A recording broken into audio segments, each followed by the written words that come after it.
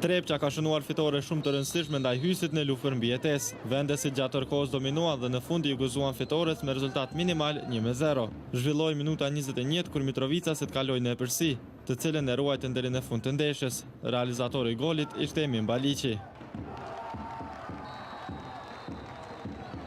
Edhe pas golit Mitrovicasit vazhduan me lojë të mirë. Vendesit shënojnë edhe një herë përmes Baliqit, por goli anulohet për shkak të pozitës jashtë loje. Ndodhi kjo në minutën e 35.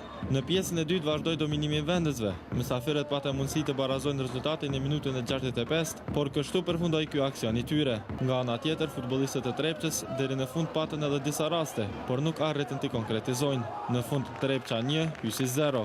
Trepça me këtë fitore del nga zona e rrezikut dhe renditet e 10-ta me 26 pikë të buara, ndërsa Hysi pas kësaj disfate rrezikon mbijetesën. Në javën e ardhshme Trepça i shkon Ulpianës, ndërsa Hysi e pret Dykorrikun.